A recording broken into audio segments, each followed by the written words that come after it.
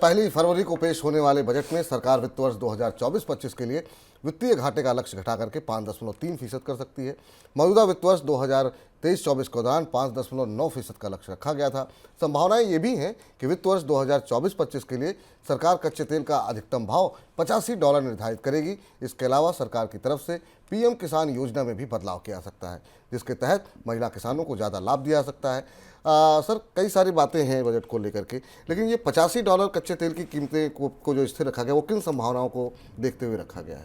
Budget के run up को लेकर हम लगातार आपको मनी सेंट्रल में रोज कुछ ना कुछ बता रहे हैं, क्योंकि बजट अब करीब है, अंतरिम बजट है, लेकिन घोषणाएं प्रमुख होंगी। तो इसमें महत्वपूर्ण है कि पीएम किसान योजना की राशि में बढ़ोतरी होने की बात है, और शायद महिला किसानों को अलग से आइडेंटिफाई किया जाएगा। अभी तक इन स्कीमों में महिलाओं के लिए अलग से प्रावधान नहीं थे। इस बात की संभावना है कि महिला किसानों के लिए शायद हो सकता है अतिरिक्त प्रावधान भी किए जाए। जो महिला किसान है और जिनके पास जिनके पास ज़मीनें हैं, महिलाओं के नाम, ऐसा हो सकता है। इस बात की संभावना दिखाई दे रही है।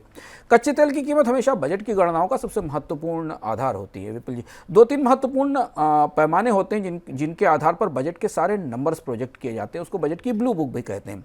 उसमें सरकार की भारत की nominal GDP growth rate, Bharat की महंगाई दर, भारत की जीडीपी दर, कच्चे तेल की कीमतें और विदेशी मुद्रा विनिमय की दर, ये 4-5 प्रमुख आंकड़े हैं जिनके आधार पर आपको अगले साल के लिए सारे सरकार के प्रोजेक्शंस दिखाई देते हैं। जीडीपी कितना होगा, महंगाई कितनी होगी, जीडीपी और महंगाई मिलाकर कितनी दर बनेगी, जिसको नॉमिनल जीडीपी कहा जाता है। कच्चे तेल का आयात की कीमत क्या होगी प्रोजेक्टेड, क्योंकि उसके आधार पर कितनी विदेशी मुद्रा भारत से जाएगी और कितना टैक्स भारत को इंपोर्ट ड्यूटी के तौर पर मिलेगा, ये चीज़ें देखनी होती हैं। इसलिए संकेत मिल रहे हैं कि भारत सरकार अगले साल के लिए 75 से 85 बल्कि $85 प्रति बैरल की औसत दर का आकलन कर रही है, जबकि पिछले साल 2023 के अधिकांश समय में कच्चे तेल की कीमत $85 से ऊपर रही है। अभी हाल के 3-4-5 महीनों में हमने $80 के नीचे की दर देखी है।